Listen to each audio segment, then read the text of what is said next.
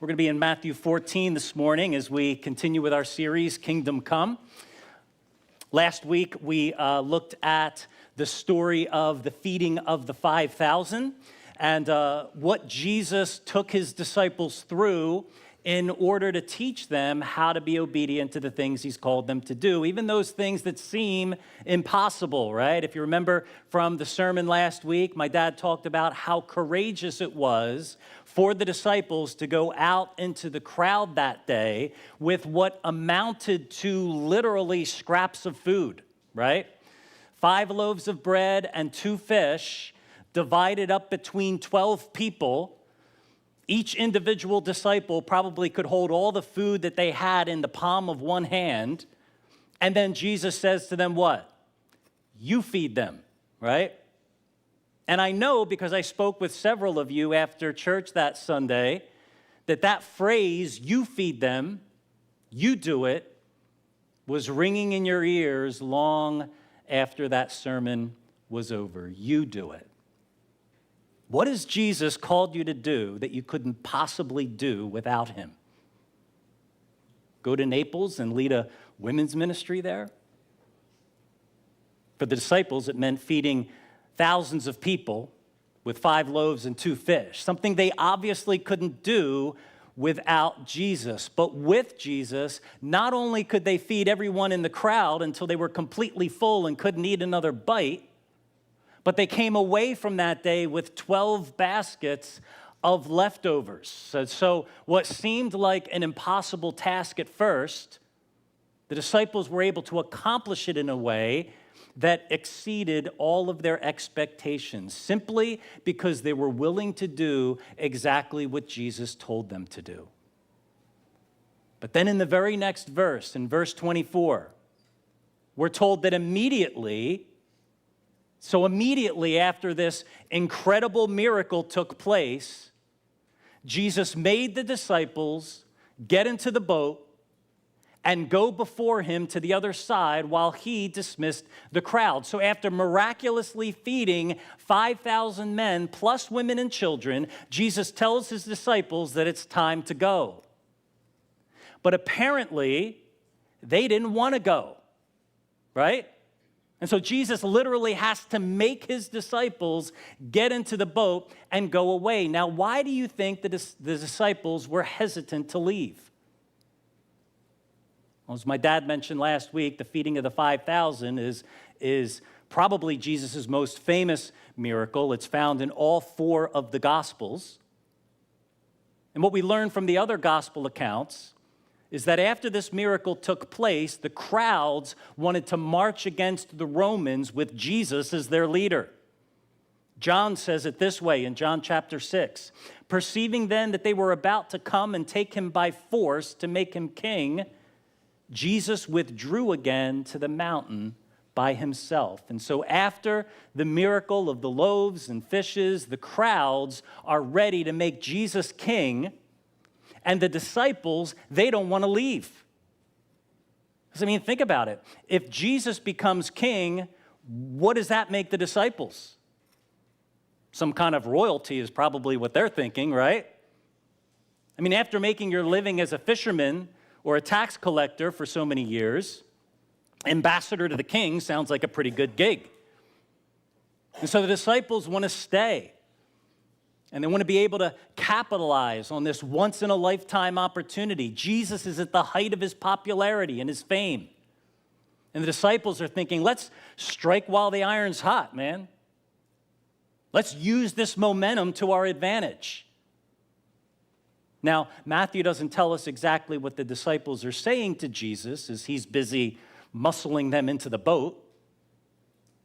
But I'm sure they had to have been saying something about the crowd and this incredible opportunity that they were passing up. But Jesus is like, look, just get into the boat, go on ahead across the lake, and I will meet you on the other side.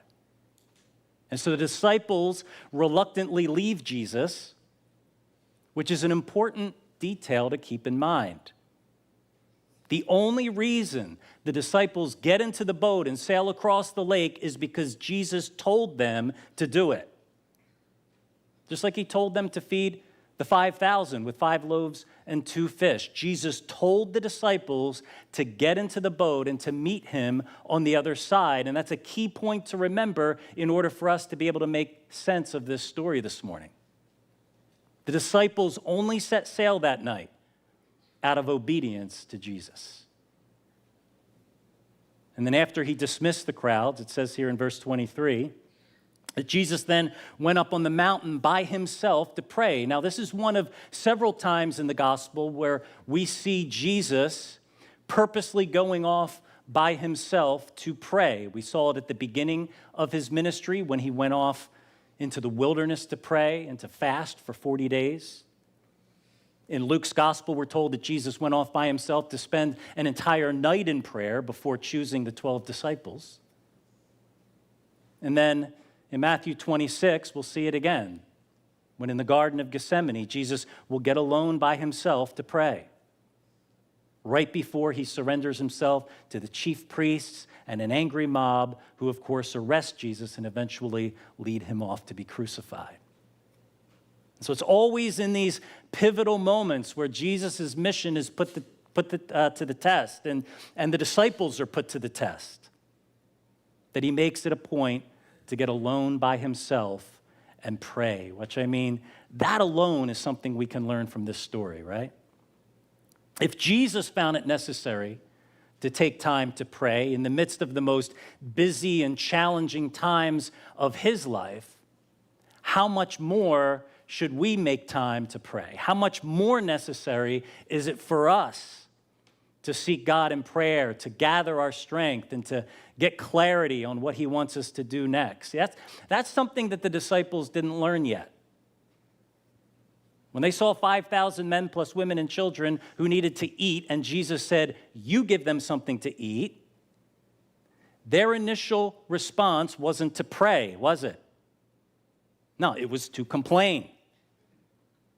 "We only have 5 loaves, Jesus, and 2 fish. And 2 fish!" Basically saying what? This is a really bad idea. And in contrast, what did Jesus do? After they sat the people down into groups and gave Jesus what little bread and fish they had, he looked up to heaven and he prayed. And then he gave the food to his disciples, who then fed the entire crowd. See, prayer matters. Prayer makes a difference. Do you think that Jesus ever did anything that wasn't necessary in order to accomplish the task that his Father sent him to do? No, of course not. Romans 8:34 says that Jesus right now sits at the right hand of God praying for us, interceding for us. Do you think Jesus would bother to do that if he didn't know that it would accomplish something? Jesus prayed, and he continues to pray because he knows that prayer works. And speaking of interceding for us, I believe that that is also what Jesus was doing during these times when he got by himself to pray. He wasn't just praying for strength and clarity for himself, he was praying for his disciples. And part of the reason I think that's the case is because of what Matthew says happens next in verse 23. When evening came, he was there alone, but the boat by this time was a long way from the land, beaten by the waves, for the wind was against them. So as Jesus is on the mountain by himself praying, Matthew says that at that very moment, the disciples were taking a beating in the middle of a storm. And how do we know that this was happening at the exact same time that Jesus was praying? Well, because Mark's gospel tells us that Jesus actually saw it. Mark 6:48. And he saw that they were making headway painfully, for the wind was against them. Now, the Sea of Galilee is about 8 miles wide at its largest point. And so I don't know if Jesus actually saw the disciples in the boat struggling for their lives up on that view he had from the mountain, or he just perceived it in the spirit. But either way, whether Jesus physically saw the disciples struggling out there or he just saw them in the spirit, his attention was obviously on the disciples in that moment when he was alone on that mountain praying. Jesus was thinking about them, probably interceding for them. Now, we mentioned earlier that the only reason why the disciples were out in the middle of the lake in the first place, struggling at the oars in the midst of this storm, is because Jesus told them to go, right? And so the struggle that the disciples are facing here is because they obeyed Jesus, not because they disobeyed him. Which, I mean, that's an interesting twist, right? But hasn't Matthew shown us this already? Remember the story of John the Baptist a couple weeks ago? What did John the Baptist get for his obedience? Prison, right? And then he got his head cut off. See, the idea that because I'm struggling or because I'm experiencing something difficult in my life, that all automatically means that Jesus has abandoned me is so not what the Bible teaches and not at all the message of the gospel. Yes, the disciples are struggling, but no, Jesus has not abandoned them.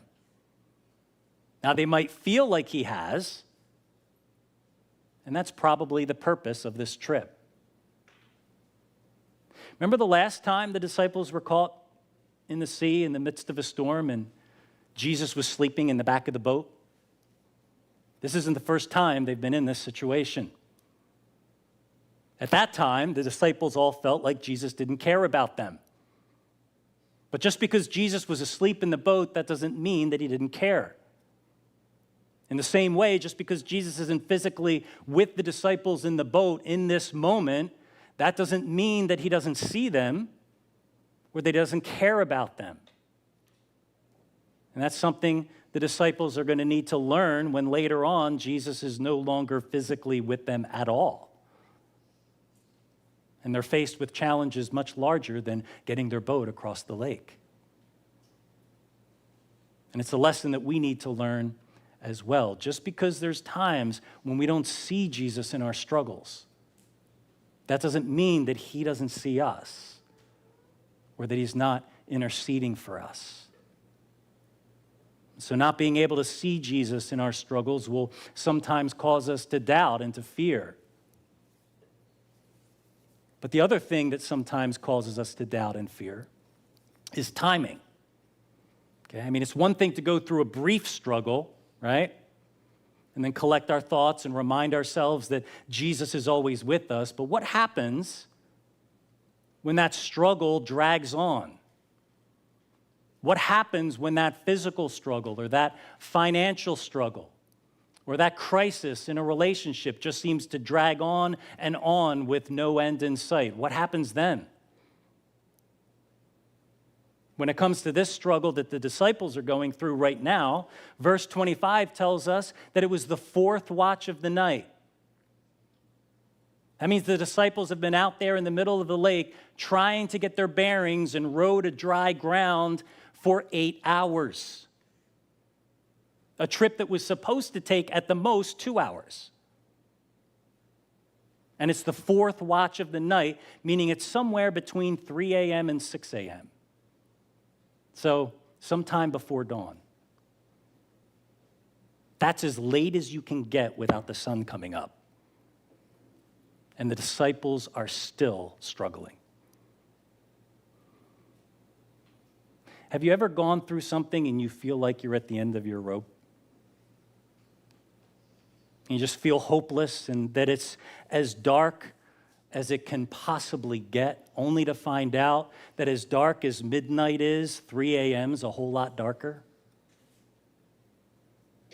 In other words, just when you think you've lasted as long as you possibly can, you discover that it's only the third watch of the night and a fourth one's coming. Now, if you're looking for an answer this morning as to why Jesus sometimes seems to wait until the last possible moment before showing up, I'm afraid I don't have an answer for you. I'm still figuring that one out myself. But I do know he's not slow, and he's not distracted, and I know he hasn't forgotten about me. But just like the disciples, Jesus sees us, and he prays for us, and he waits for just the right moment to come to us. Look at verse 25. And in the fourth watch of the night, he came to them, walking on the sea. But when the disciples saw him walking on the sea, they were terrified. They said, "It's a ghost." And they cried out in fear. But immediately Jesus spoke to them, saying, "Take heart, it is I, do not be afraid." And Peter answered him, "Lord, if it's you, command me to come to you on the water." He said, "Come." So Peter got out of the boat and walked on the water and came to Jesus. But when he saw the wind, he was afraid. And beginning to sink, he cried out, "Lord, save me." Jesus immediately reached out his hand and took hold of him, saying to him, "O you of little faith, why did you doubt?"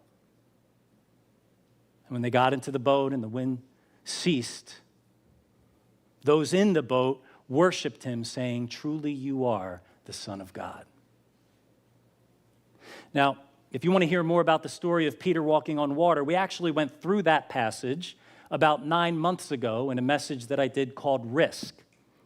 And you can find that sermon on our YouTube channel. Just type Risk in the search bar and it'll come right up. But for our purposes this morning, I want to focus instead on what happens immediately before and after that story. Remember, before Jesus shows up, the disciples have been struggling in the boat all night long. And then Jesus comes to them in the fourth watch of the night, the latest part of the night. And he comes to them by walking on the sea. And he's not walking toward them, he's actually walking past them. And we know that because in Mark's account, in Mark chapter 6, we're told that during the fourth watch of the night, when he came to them walking on the sea, Jesus meant to pass by them.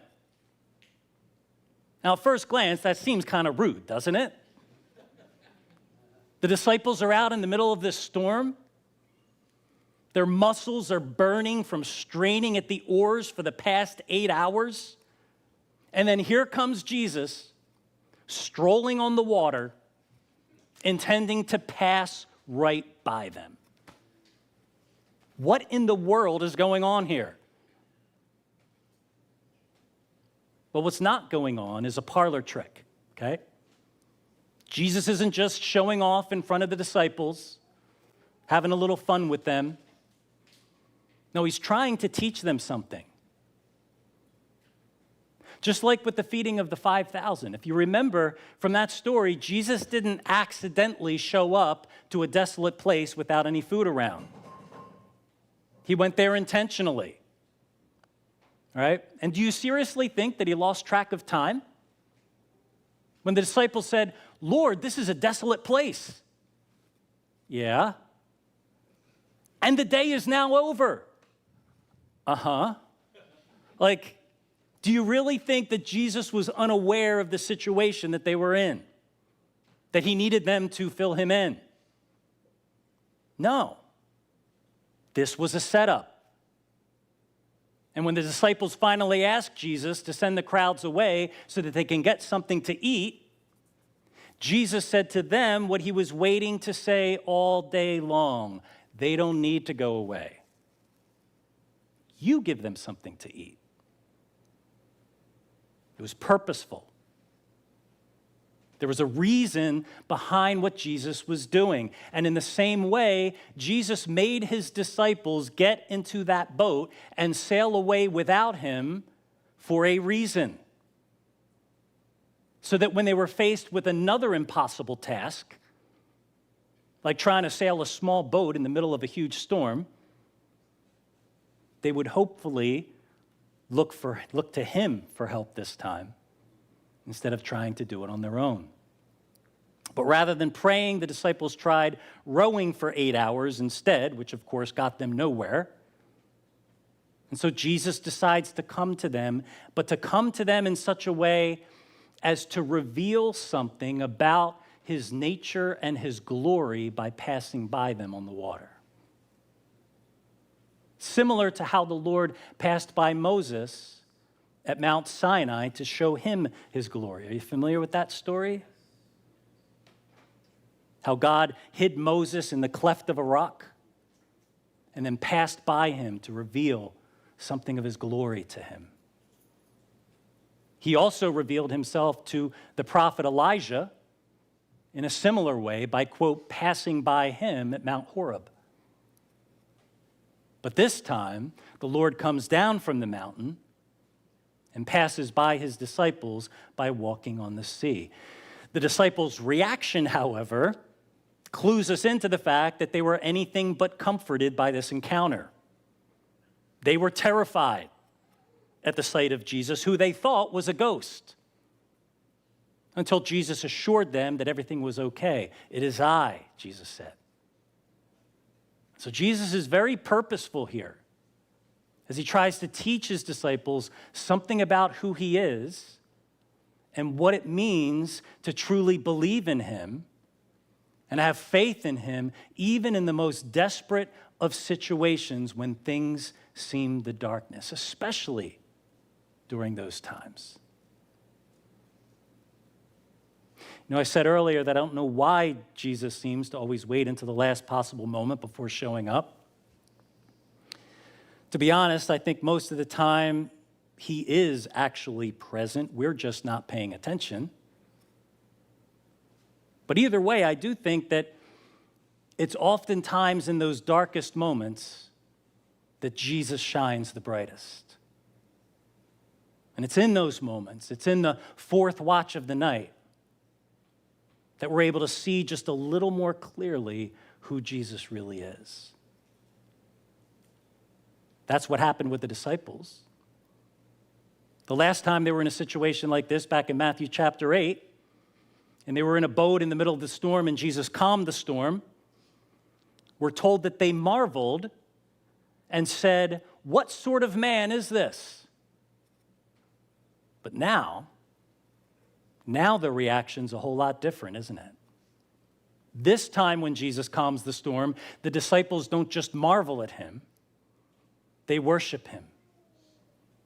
They worship him, saying, "Truly you are the Son of God." Now, the disciples still have a long way to go.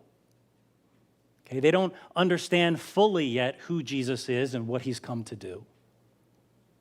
But that's what's so encouraging about this story. Disciples of Jesus don't have to know everything there is to know about Jesus in order to begin following him. We just need to have faith in what we already know is true and have the courage to respond to that. "Lord, if it's you, command me to come to you on the water." Now, I got to think, and this is just me, but if I were Peter and I were looking back on that moment years later, I know what I would have been thinking. Give me another chance. Just, let's go for a prayer walk on the water, Jesus. What do you say, right? And you know what? I think Peter would do just fine. Not because of Peter, but because of what Peter knows now about Jesus. After having been with Jesus for 3 whole years, and then having seen Jesus risen from the dead, and then having the same Spirit that raised him from the dead living in him, when Peter got older, he had to be thinking, man, if I knew then what I know now, if my relationship with Jesus was as tight back then as it is today, it'd be a whole different story on that water. But see, that's how our relationship with Jesus is supposed to be. We don't see it all at the beginning. It doesn't happen all at once. It happens by degrees.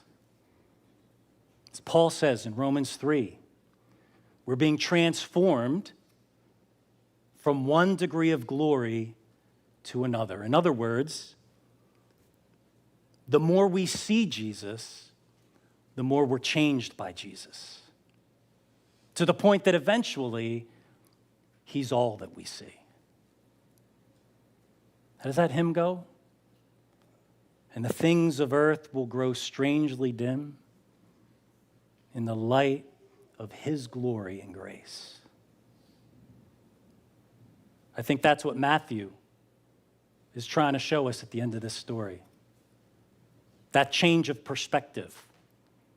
It's very subtle, but I think the way he describes what happens at the end of the story really highlights the transformative impact that this encounter with Jesus in the fourth watch of the night had on the disciples. Look one more time at what he says here in verse 33. And those in the boat worshiped him. Not Peter, not Philip or James or John. No names are mentioned. Matthew doesn't even say the disciples worshiped him. Just those in the boat. Because when we see Jesus as he truly is, when we're able in our darkest of moments to catch just a glimpse of his glory, his name is the only name that matters. The rest of us, well, we're just those in the boat with him, doing the only thing we can do in that moment, and that's worship him.